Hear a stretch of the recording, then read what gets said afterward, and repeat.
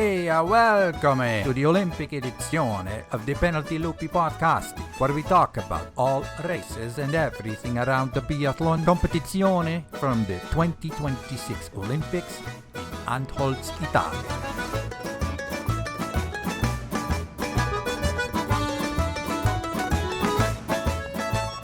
Grazie for listening, and if you enjoy the podcast, leave us a 5 stars or a like on your podcasty platform, or send us a message on social media. Ciao, everybody.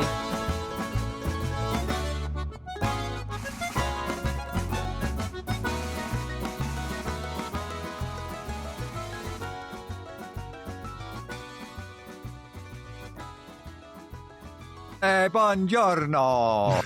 I think these are getting better every time. Yeah, I love it. But hey is probably better to say today. Probably. Holy man. I literally just watched the relay or the replay because I slept through my alarm and woke up pretty much after the race. So I saw the race right up until Kirkeeide came across the line and got a big hug from Tandrevold, and then the recording stopped. So I'm guessing that not much happened after that. But wow, yeah. When I saw Simone miss her 2 standing shots, I really felt like, okay, Lou's got this in the bag. And then, and I texted you, like, we saw Lou after her first shooting leave, and she tucked right behind Lampage. And at that time, I was like, I wonder if she's going to try to stay behind, or if she's going to, play it safe and not do that the whole loop. And then I see Lou come in, and then I see this green suit like a couple seconds after go through the range. But then now I'm starting to realize maybe she already shot Lampage. I don't know. You said Lampage was 23rd or something today? In ski time. So she didn't have a great day for her, which is probably then a similar time to Lou, or? So her ski time, so she was 23rd in ski time. She ranked just behind Esther Wolfa and 2 spots behind Pascal Paradis. And so, yeah, that's kind of where she was. And that was for Lampage. How many misses? Yeah, 6. Yeah, not an awesome day. Quite a bit of extra time or extra distance on a 7.5 kilometer race. But yeah, Maren Kirkeeide was just absolutely outrageous. That's what she does, though, right? That is her thing, and we've talked about it now a couple of times, where she has these closing laps, whatever it is, the mass start in Annecy, where she sort of made the move past Lou and Justine and never let them catch up again, or the relay, and was it Ruhpolding, where I think they caught up to Hannah, and I was like, okay, great. Now that they're gonna battle for silver, and she's like, nope, just kidding. I'm gonna keep going, right? And and track down Vitozzi there at the end, and she did it again, right? And it's to the point where like she left the range for her last lap, and she was 9 seconds behind Michelon, which is 9 seconds, is a solid lead, but you're like, well, Kirkeeide, here she comes, right? Like, what lead is safe at this point? So it's not like they're slow. It's not like Michelon or Jeanmonnot or average skiers or. No, we're talking about Jeanmonnot was the 2nd fastest woman, and Michelon was the 3rd fastest woman for the day. The problem is that Kirkeeide was number 1, and she was on a mission on that last lap. On the last lap alone, she beat Michelon by 13 seconds and Jeanmonnot by 15 seconds, which is just phenomenal. But it makes you think, though, like, because, when she left the second shooting, you're thinking, well, she's probably going to go for it. But in Antholz, there's many people that underestimate the impact of the altitude. But man, like honestly, I would start checking the water in that village that she's from, because it's the same village as the Bow Brothers. Yeah, I know. That is something else. I didn't check in with them today, and by that I mean on social media, not like I text the Bow Brothers all the time. But I'm sure that they were pretty excited too, to see Maren have that kind of performance. That'd be really, really cool. Well, there for was them. a shot of Tarjei, looking at Kirkeeide just as she crossed the finish line, I think. And he seemed just like in awe. And it's possible that it was a shot earlier, because they were like, he was looking at the finish area, and then somebody was looking at her phone and yelling. So I don't know if that was before, where he was just kind of, waiting for her to come to the finish line, that the other team was like, oh, she's actually ahead or really close. But yeah, it was cool to see that he had quite a bit of tension on his face, his expression. So that it's this girl. She's 22 years old. I mean, now that we've seen her for a few years, it feels like she's been around a little bit, but she's still a kid. Like, she's still, when she gets back to the World Cup, going to be wearing the blue bib. And that's just kind of crazy to me that she just does this on a regular. She looks like somebody who's just been around for a while when you just watch the race. Yeah, I must say, I remember, so when I met her in the IBU Cup in Canmore, so that's 3 years ago, she already did not, well, first of all, she was taller than me. So that makes it feel less like you're talking to a child, basically. But she seemed, she was very timid, or I don't know if shy is necessarily the word, but yeah, she came across already then as quite mature and yeah, what a story. It's just the beginning. And let's also not forget that Caro, she also had a really good race, right? She was in, sorry, I just had this in front of me. 14th, yep. And then Tandrevold was in 10th. Yep. Yeah. And real quick, going back to something we talked about the other day, but I'm loving Tandrevold as like the team cheerleader. Right, there she was, immediately there to celebrate with Kirkeeide. I think you could actually hear her scream like in excitement as Kirkeeide comes across the line. That was just, yeah, she's very comfortable in her skin right now, which is fun to see. Yeah, Bulgaria again. That I was going to say.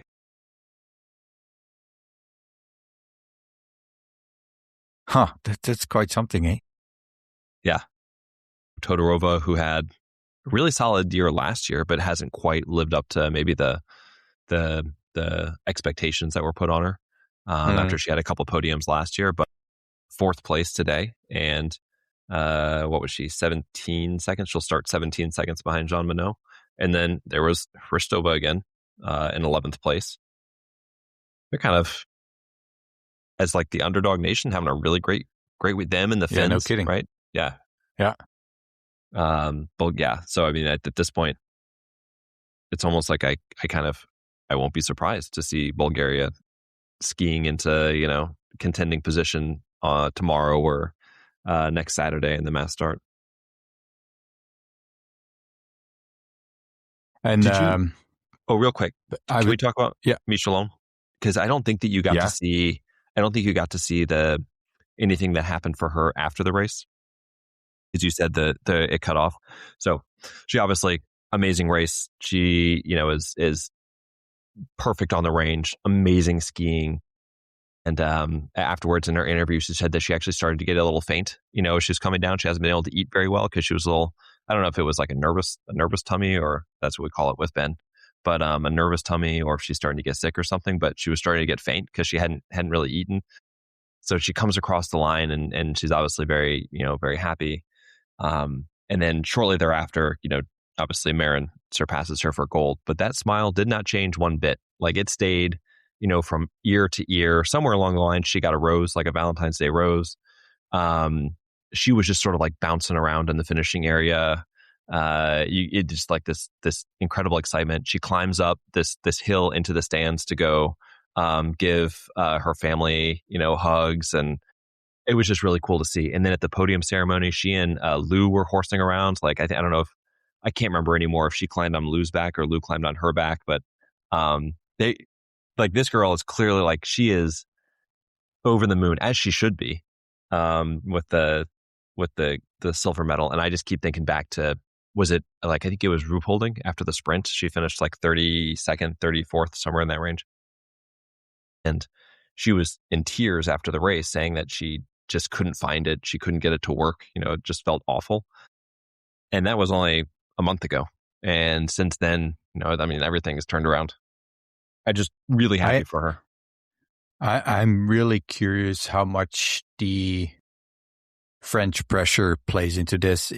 And what I mean is that when you do make the team, you already know that if you're not in a top 20 position, you might just lose your spot the next race. Mm-hmm. I mean, it's a bit different with the pursuit, of course, but you almost get the impression it's such an explosion of relief that, I got the opportunity and I proved I was worth it, kind of thing. Yeah. Yeah. And you think about like Camille the other day also, sort of the flip side of that yeah. Right. She got the opportunity and she fell one shot shy, and you could just see the devastation. And it's like, will I get another chance? So do you think?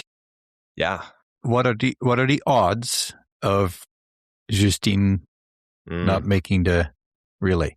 You and I are on the same wavelength, because that was exactly the question I was going to ask you. Is would you run her in the relay right now?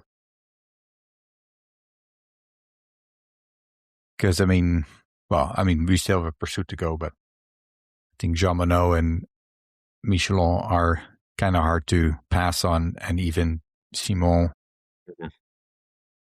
Although there must have been something wrong with Simon too, right? Yeah. Because that was not the same Simon we saw 2 days ago.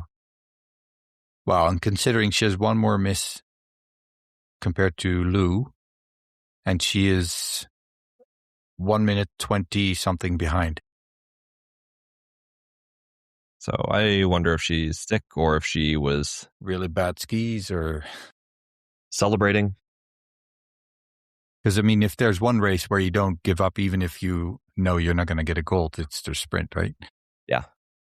Yeah, and quick, unless she wanted to put a big challenge for herself in the pursuit. Yeah, and you can look like her course time. She was 18 seconds slower for the first lap, 21 seconds slower for the second, and 46 seconds slower for the third. So that just looks like somebody who wasn't feeling it from the start. Well, and there's something to be said if you win, you get a lot more hugs than when you're 30th. Yeah. So picking up a little illness is not unlikely. Mm-hmm. And you get more responsibilities, more interviews, more sort of appearances you have to make. Like I'm sure there's like the French house that I don't know if they'll have that, but so. But that's a good question about Justine. Would you, and I'll put it to you straight, would you put Justine or Camille in right now? And I'm happy to answer too. I would still think I would go for Camille. So would I. Yeah. And honestly, because I think when you look around I don't think this French team needs to be perfect. What they need to do is avoid a disaster, and a disaster to them is the penalty loop.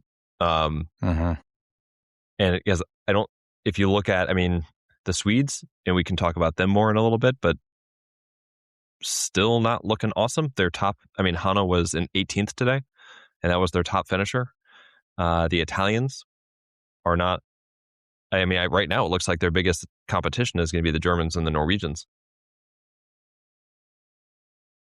Obviously anything can change on a relay day, but I would say you put Camille out there and hope that she can hang on as much as possible on the skiing front. And then after that, you've got the woman who just won the sprint gold medal. You have Jeanmonnot, who is dominating the sport. And then you have Simone, assuming she's healthy, to close it out, who is, sorry, is Kirkeeide racing for the French team? Did I say Kirkeeide? Oh, I see what you're saying. Yeah. You mean one for the French? Yeah. So anyway, I would go Camille, and I will readily admit that I'm biased because we interviewed her and I like her a lot, and I think she's great, and I would love to see her get another chance. Not that we don't like Justine. I think that it's clear that we love Justine, but right now I think it's almost the opposite for me. When I say I'm biased, I'm probably struggling more with the decision because I really would like Justine to be on there. Yeah. Also because it's not unlikely it could be her last Olympics. But I think purely from what are the four that give us the best shot at winning. It'd be hard to keep her on. Here's another question for you. Since they can only start 4 in the mass start, do you start Camille or Justine? And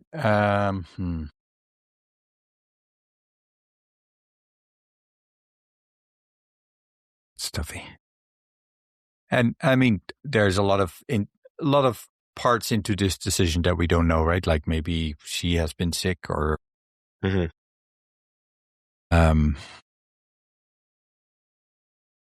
because clearly she's off, but at the same time, if you're sick, it would impact your skiing more than your shooting, and that's not been really great. So, if Binet would start the relay and not do very well, then if it's kind of even Steven, then I might give Justine ticket for the mass start just because it's her last one. But if Binet just has a very strong race, then I would just put her in the mass start as well. Again, who knows with Simone maybe not feeling great today. If that gets worse, you may have to bump her off the relay. Who knew that would be so tough? Because I think I totally agree with your assessment of, at this point, the biggest risk athlete that could cost you a gold medal is Justine. Yeah. With her shooting, so. And to be fair, if you start Camille, that you're putting potentially more of a burden on. Well, you're potentially putting more of a burden on, Oceane and Lou, who I assume would be in the second and third legs, to kind of do the extra work to regain the lead or what have you. But I think there's also if Justine shoots like she has now and goes to the penalty loop, then they're working even harder. So I would go Camille. I'm glad it's not my decision. I think I would still keep Lou in second. Yeah? Yeah. Lou, Oceane, and then Simon. Just we've seen so many times that's the leg where they already sort of win it. Yeah. Takes the pressure off. Speaking of Lou, how would you grade her Olympics so far? She has gold in the mixed relay, she has silver in the individual, and she has bronze in the sprint. Would you say it's a failure because she doesn't have a non-relay gold yet? I don't use the term failure at these performances, but would you say disappointing from a pure medal perspective? Yeah, I would say so. I see what you're saying. Yeah, I still think I still feel it's coming. I think that her best chances are going to be tomorrow and the mass start. But she has an incredibly good chance of walking out of here with 6 medals, and that's pretty wild. Yeah, and I mean, I think it's that individual gold that she gets one of and those in the pursuit of the mass start, and this is a plus, superstar yeah, Olympics. and happy to be burned if it comes down to it, but I have a bit of a harder time seeing Kirkeeide with 4 shootings. Mm-hmm. Yeah. Like, clearly, if they go in last lap and she's 15 seconds behind or whatever, definitely wouldn't count her out. But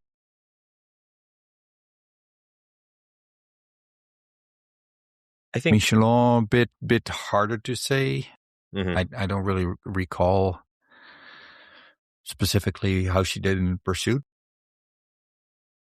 She's had some good I pursuits. think Lou is the woman to beat for me for the pursuits. But I am fascinated by how and this is looking ahead to tomorrow a little bit, but fascinated by how the tactics play out, because Kirkeeide, as we have seen, is a tremendous closer. So you really want to bury her before you get to that situation. So does that change the way that Lou approaches the race or Michelon approaches the race? And and obviously, if Kirkeeide has 3 misses in the first 2 trips to the range, then obviously it's you don't have to worry about it as much. But does Lou just race her race, or does she race a race where she's anticipating having to build a lead in front of Kirkeeide ahead of that last lap? Well, I think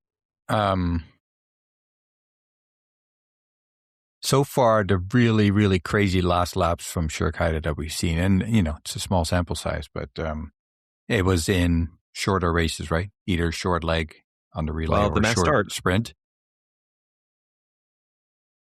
Yeah. We'll see. I guess I'm more thinking it's harder to have a crazy last lap on a 5-lap race than on 3, but yeah, who knows? And I think the other thing is it's it's a little bit different, right? When if they would go out together for the last lap, you have a bit of that game of who goes in the lead and that kind of thing. But I mean, if Kirkeeide puts the turbos on, good luck trying to keep up with her. But and the big thing that is sort of unquantifiable is now she is the Olympic gold medalist today. How much time does she spend doing interviews and that sort of stuff, shaking hands, that she wouldn't otherwise have had to do, that keeps her from prep from tomorrow? And does that impact her at all? Maybe it doesn't, but we've heard people talk about it making an impact before. Well, that's a good point. And kind of going back to when I met her, I do wonder sometimes how much more energy that takes for somebody who likes to not be in the spotlights compared to somebody who thrives on that. Mm-hmm. I have friends that, another, throw 100 spotlights on me and let me talk all day and do interviews with everybody. They would thrive on it, and I'd be like hiding under a stone because that'd be just leave me alone. I'd be hiding under a stone. Well, if I was for the whole day, you could sweep me in the corner. Like, honestly, that would not do well for me. Yeah, personality wise. So, moving on a little bit, if you're okay. Yeah. How about this group? So, not in the top 4.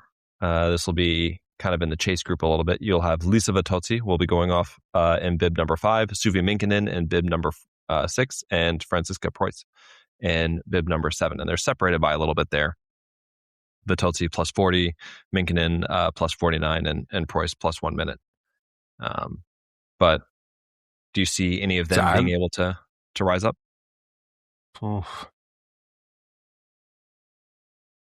I mean, I think they're strong enough to rise up, but the people that they need to rise up and above are really hard to beat right now. Yeah, for sure. And unfortunately, Preutz doesn't look quite herself, which in her case still, has her in 7th. But Suvi, I mean, clearly shooting clean is awesome. Same for Vitozzi, but ski speed isn't quite there. Yeah, when I saw Suvi go clean, I was like, great, and she was plus 17, and I thought, but then clearly she just was almost going backwards on lap 3. So yeah. But I was actually thinking you're going to mention the next two, Camilla Zook. Yes. Fantastic race. And huge race. Your many times mentioned Anna Andexer. Yeah, nobody could just see what I was doing, my little dance I was just doing. Yeah. This is what I was dreaming of. So yeah, anybody who's listened or followed me for any length of time knows that I was the leader of the Anna Andexer fan club when she was on the juniors, and this is it. This is the dream. Here she is.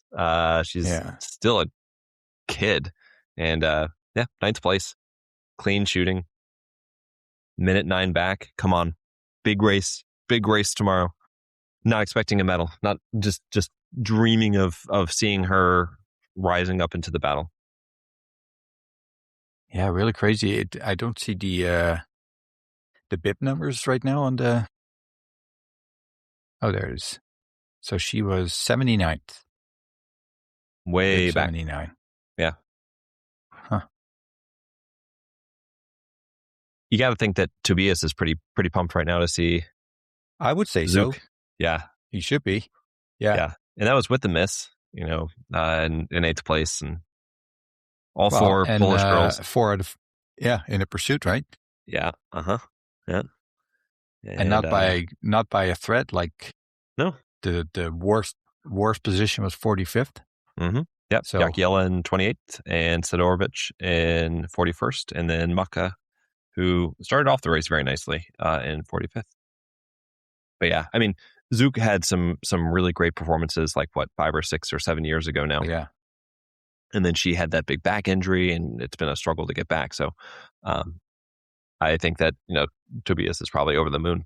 And he's going to be a busy guy tomorrow with all 4 in the race, and I think that he'll love nothing more than that. Totally, yeah. And then number 10th today.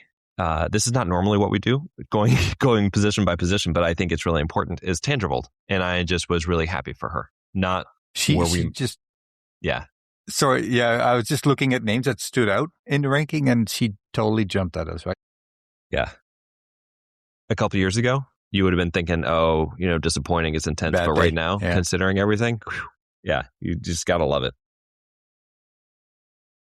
And the dream persists, right? What if she has a 20 out of 20 day tomorrow? She's skiing pretty well, and well, if anything, I know that her standing shooting has been an issue, and of course, with 2 misses, that's still not a great confidence boost.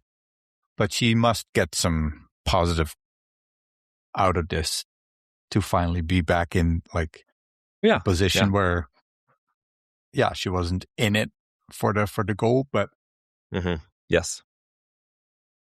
And I still clearly on her way back. Mentioned them a little while ago, but right now, I mean, you've got obviously Kirkeeide 1, Tandrevold in 10th, Noten and 14th. I mean, that's a solid 3. If Martha Johansson had she was 33rd today, but she had a couple of good relay legs, and they are not out of the mix for a medal by far. And I would be very happy if Tandrevold was able to walk out of here with a medal of any sort. I think that'd be pretty cool for her. Yeah, a lot of names folked. I was really happy to see her shoot clean, but obviously to then be 12th is must be feeling a bit disappointing. Leah Meyer, we've talked about her. Yes. So many times. Another great race. Another great race. She set her personal best, by the way, in the individual. It was 7th. Today's finish of 13th would have been 1 place off of her personal best prior to the Olympics. So, yeah, a disappointment in the mixed relay, but man, she is rocking and rolling now. And how about those 2 names in 15th, 16th place right now? Biba Bendika, Esther Volfa, Team Latvia. Yeah. Look at that.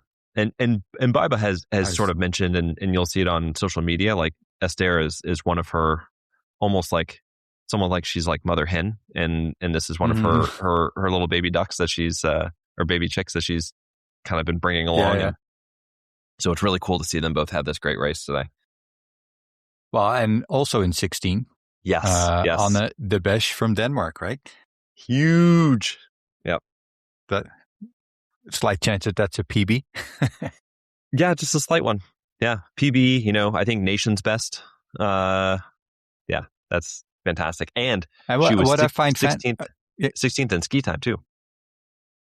That's what I was going to say. Like, to see someone that you don't see very often in the top of the list when there's many athletes that shoot like 2 or 3 misses, and she happens to be the one that shoots clean, but she still had 1 miss.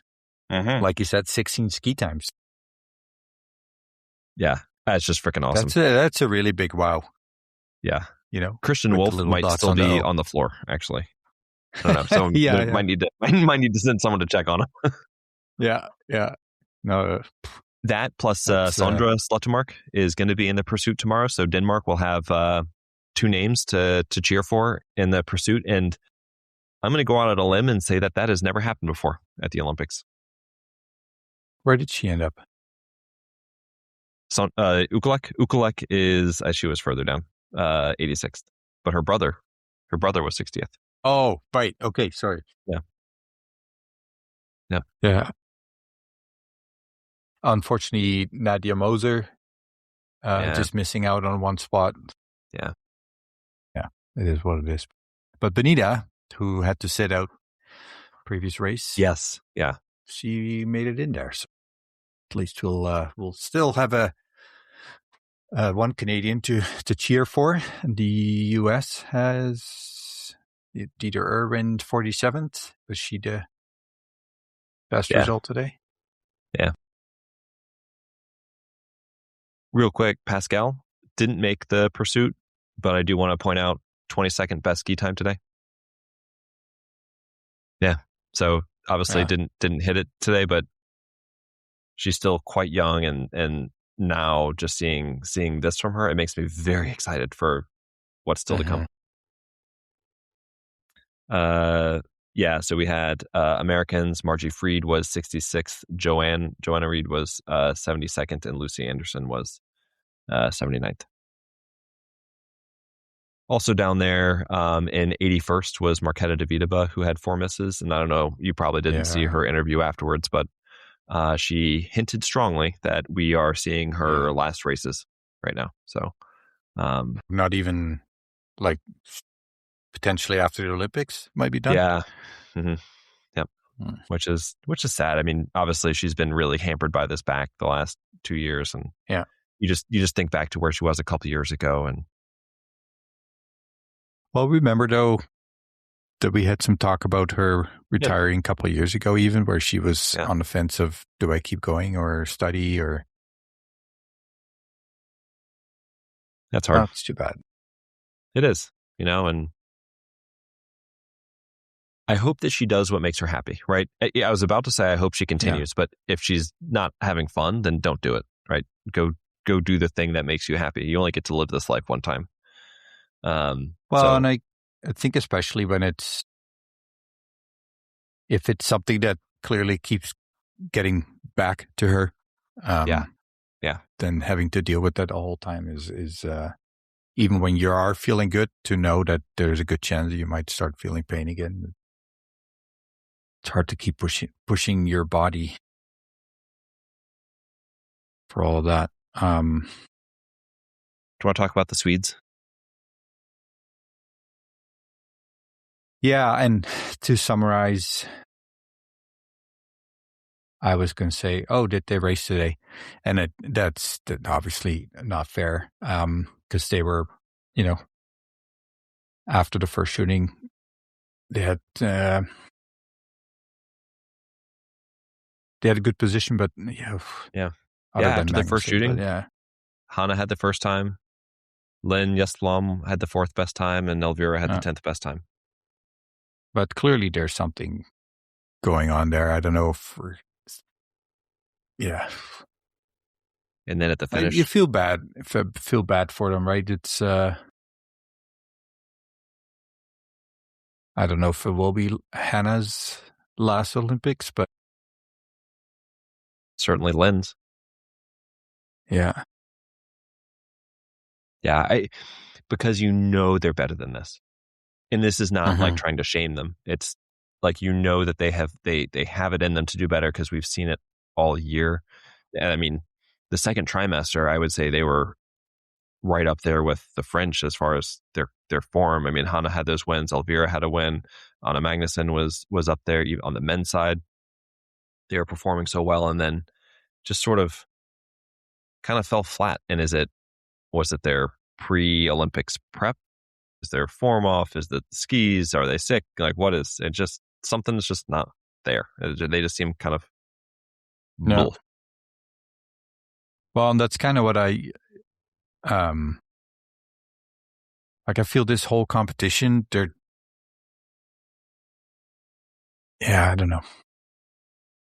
They're just they're also there, and they have some, good intermediates sometimes, but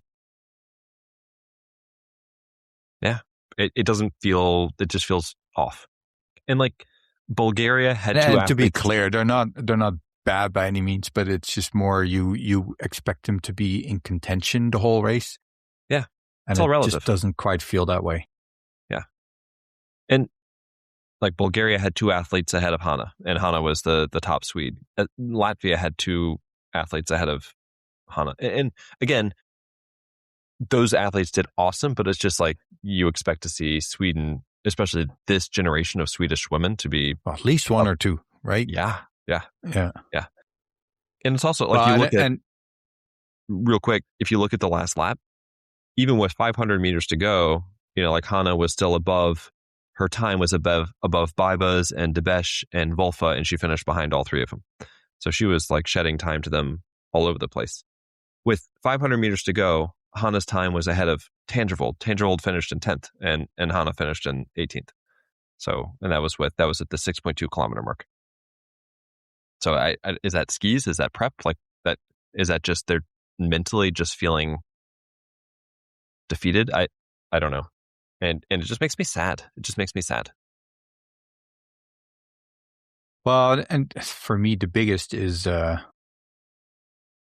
Elvira, right? Because, like, in my head, she's still this young, crazy talent from Sweden who's just joining the World Cup and is possibly blowing everybody away. And we've been saying that for quite a couple of years now. And all of a sudden, when I just, looked at it, I was like, oh my God, she's already 26. Next Olympics, she'll be 30. And that could be very well the prime of her career. And she may get, numerous gold medals. Like, in my head, she's still this athlete with huge potential of being winning the overall, where,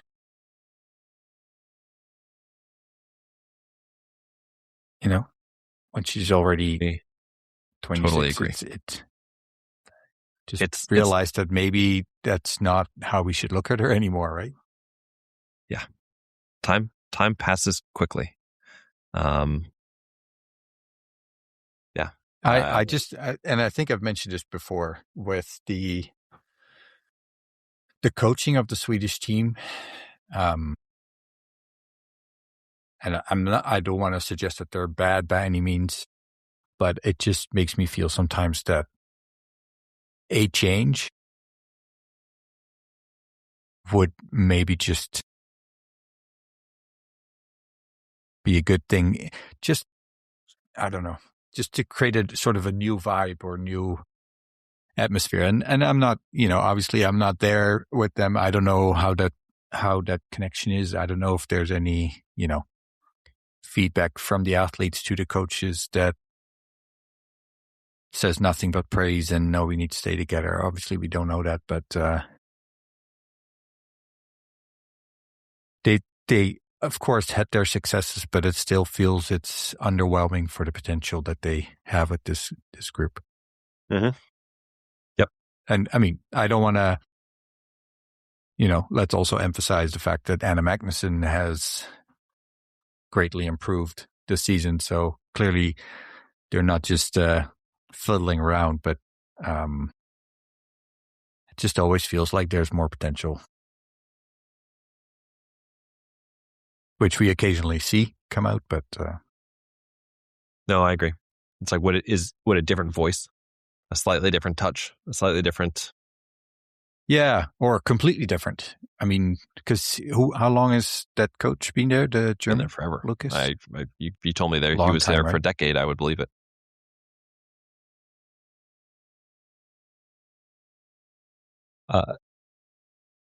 If you don't mind, quickly going back to the Latvians, Biba just shot me a quick message. 3 in the pursuit is history for Latvia. And the 15th and 16th are the second and third best results for women in Olympic history for Latvia. So pretty freaking awesome. Yeah. Yeah. I'm super excited for her. Yep. Yeah, I just like. So, that's the positive end of it, right? Is that you have stories like that. But yeah, to close the book on the Swedes, that just makes me sad. And I because the Olympics happen once every 4 years. So you really only have 3 at most chances, right? To go there, maybe 2 when you're at your peak form. And again, they're not old except for Len Yeslam, but I just can't imagine how many more chances they're going to get at this, and you really want them to have their best opportunity. And again, I don't know what the particular issue is this week, I shouldn't say, because this year, I think overall, if you look at everything that happened before the Olympics, it's been a really solid year, but yeah, it's not what you would hope or dream of, or yeah. Well, and it's, I often talk about, seeing the spark for Tandrevold and that kind of thing. And it's also something that you don't really see in the Swedish team right now, which, yeah, of course, if you win, you see more sparks. I get that. But just there just doesn't seem to be any excitement about being there. And I don't know. I just don't see it. I agree. And this could all change when tomorrow, if Samuelson and Ponce go out there and get silver and bronze, and we're like, hey, look, the whole narrative. You don't see gold. I'm going to reserve gold for who am I going to give gold to? Let's go ahead and give gold to. I know what you're going to say. Don't say anything. I'm going to write it down, and then you can say. Let me know when you're ready. We're going to give gold to, and the realistic gold I'm going to give to QFM, but I would like to give a sentimental gold to Dallas Skevdal. I'd written down Vedle. There you go. That would have been a good. Yeah, I considered him for a minute, but I had to do a quick glance to see who was really in, and I guess 43 seconds. He's not totally out of it. He one of those. He needs QFM to have a bit of a meltdown. Yes, that's exactly what he needs. He needs QFM. It's not 100% unlikely. Yeah, he needs QFM to go like 7 for his first 10 or something like that, and yeah, and that goes without saying that he needs to run away with it. Right, yeah. I do want to talk about the pursuits. Was there anybody else in the sprint that you wanted to mention? We didn't really talk about the Germans. Right on there. You were. I was really happy to see, obviously, Tannheimer, very first Olympic race. Started with a miss, but then, had another miss in the prom, but then pulled herself together for the standing, which is, I wouldn't say super strong part of her racing, and she pulled it off to shoot clean, and she still came in 20th. So that's very promising, I think. Yeah. Not that I necessarily see her improve by a lot in the pursuit, but I still think for your first Olympic race at the age of 20, I hope that she can be really happy about that. For sure. Yeah, Selena Grosjean, unfortunate because obviously she had a really, really good Antholz race last year. I think it was the sprint as well, right? Yeah, I think it was, yeah. And, I think it says something about both Preuss and Vogt that 7th and 12th respectively feels somewhat disappointing. Yep. Which obviously tells you how highly I think of those athletes, but who knows? 4 shootings tomorrow. That should benefit Vogt. Yeah, totally. And I think the commentator was saying that Vogt is the only other athlete other than Eden Salo who shot clean so far. Yes. Quickly confirmed that, but pretty sure that was the case. Keep doing it. And credit to Vogt, today she had the 20th fastest shooting time. So I know she was really down, kind of mentally, kind of stuck on it on the individual, but today she was letting it fly. And then one more thought I had about the Swedes was I know that they're different venues, and especially when you're in different valleys, it can be completely different conditions. But maybe the WAX team from the biathlon group can chat with the cross-country skiers because they seem to be doing okay. Some really, yeah. I didn't see all the results, but I know there's 2 races where there were 1 and 2. Yes. Yeah. They're doing okay out there. And I think that, my dad, who is, more of a casual fan, he was like, so maybe they should talk to some of their colleagues. I was like, yeah, I think they should. Yeah. Yep. Do you know if Stina Nielsen, did she go back to cross-country skiing? Or I saw her pop up in a cross-country race a few weeks ago, but I don't know if she's actually, how serious it is. What about tomorrow? I threw out some names already for the men, but did you have any major thoughts for either race?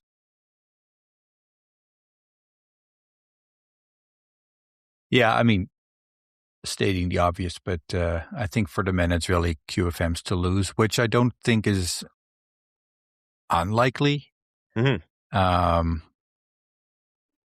Like, there's really that 2 sides of the fence where on the one hand you can just see him be in top shape, top mental state, never in danger of losing the gold. But I also wouldn't be shocked if he misses his first 2 shots in prone and fades away. Yeah, could go either way. Which is a really, really good way of covering yourself on every base. I don't know, Vettel is really not that far behind. 14 is not too much. And Lagrad and Jacqueline are 2 seconds further back. Yeah, I mean, Jacqueline will be. We didn't talk about hard to see him. We didn't talk about Lagrad's his second post-race interview, where yesterday he was asked about Jacqueline, and he made what I'm going to charitably assume was just a friendly joke, saying that, oh yeah, I thought I was way behind, and I'm paraphrasing, but did he stop to greet some spectators? And then,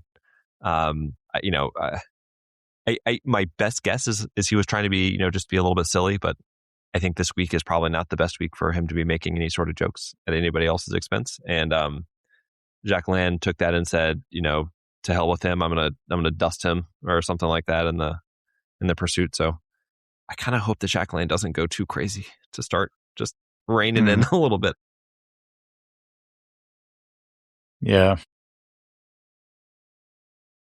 Do you have a sentimental podium that you would like to see? Sort of throw out what you think will happen, but just like your heart says that I would like. these guys who are up there who might have a chance to make it onto the podium? I would love to see Heaton Salo on the podium. Yeah.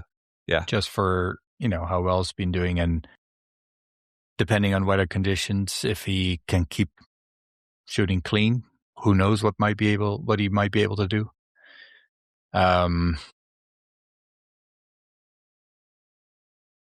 Hofer on the podium.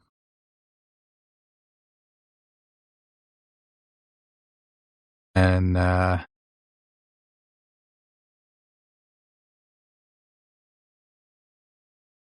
already I'm taking my time because there's only one more spot left, and I really have three that I'd love to see: Samuelsson, Dale, and Christensen, and just more for the fact of, we talked on Nth about the Swedes. I would love to see Sebe turn it around and come up with a medal. Dale, it still stings me, so I can only imagine how much it hurts him that he was dropped to the IBU Cup really not that long ago. So to go out and prove everybody wrong or right or whatever, to see him on the podium after going that low would make me very, very happy. And Christensen, first of all, because he's only 14 seconds behind, and second of all, just because he's just such a nice guy. And at 33, not likely that we'll see him at the next Olympics. Not that he wouldn't be good enough, but I just think likely that there's 4 Norwegians by that time that are better. So to see him up there would also be amazing. Ligrit, definitely can see him there, but he's I don't know. He just doesn't seem himself right now. It's crazy. He doesn't see himself, and he has 2 bronze medals. I think if I was doing my sentimental podium, yeah. Sorry, go ahead. No.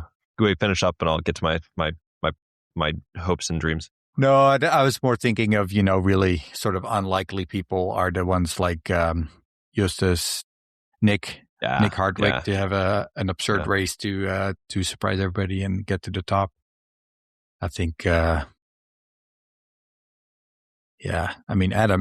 only in 31st, or not only, is like 31st. I really wish him to be up there, of course, and then there was one more that I thought, how about the biggest shock of shockers, Siminator, only one shooting clean in the storm where everybody else is at least 4 or 5 misses. The snow is piling up. It's crusted into his beard, and he's out there like a statue on the range, knocking him down. Would that be a bit of a shocker enough? I wouldn't be able to record afterwards. Do you think he would retire right after that race? That'd be it. Yeah. He might as well do the next 2 as well, but I think or he might be like, oh, I guess I shoot that another year. Another 4, another whole cycle. Well, I heard that Switzerland is the preferred the host team or host nation for the 2038 Olympics.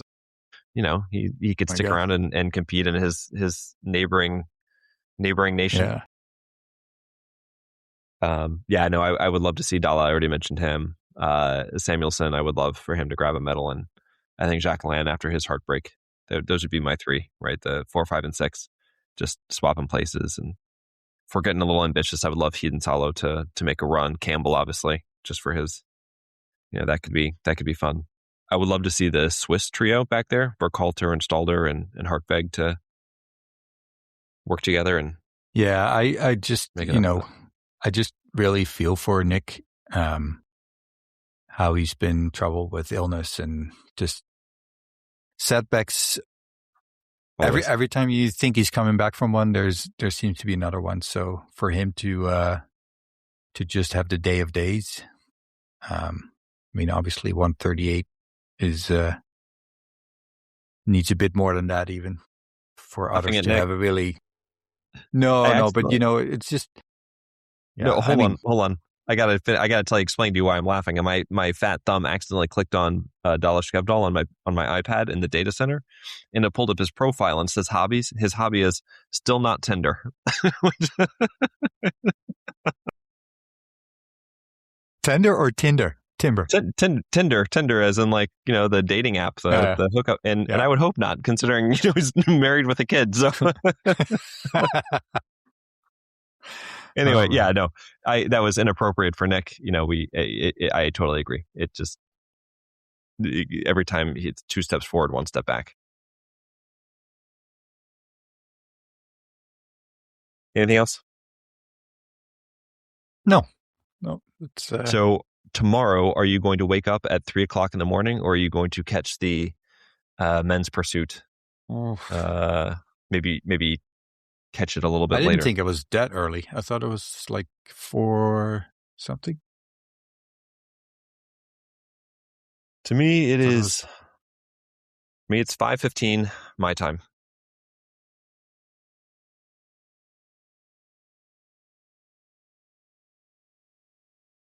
Yeah. Well, maybe we should go to bed now. Yeah, and that's an early one. Sure is. I may start with the women, and then shorter race. Not as much time. Yeah, that's a bit that's a bit heavy. But all right, let's get out of here. Looking forward to it, man. Yeah, it's gonna be a big day. Yeah, day before my birthday. Thanks, so I just wanted presents. to mention quickly. So Emil Hartveit has been sending us great emails. I really appreciate that. He did ask he actually gave a lot of explanation on the French skier and talked about how in cross-country skiing there's the yellow card for, if you kind of break the rules, but there's no real reason for a quick disqualification right off the bat. And he was kind of asking how we feel about that. And I think theoretically, I don't mind the yellow card system in the sense of, I don't know what it's in cross-country skiing, but I'm assuming if you get 2 yellow cards, you're disqualified for, I guess, 2 minor infringements. Mm-hmm. I think the idea, like we had, I can't think of her name, Estonian, who stepped on her pole in the shooting and got disqualified. Clearly, reviewing that video, there was really no intention or benefit that we could see. If anything, it was more unstable. Anyway, to me, that would be great if you could give it a yellow card and be like, you did this. We're keeping an eye on it, so to speak. Sure. And I think the other nice thing what you can also do with the yellow cards that they go beyond one race, where you say, if you have 3 races with 1 yellow card, you have to miss a race, whatever the penalty is. How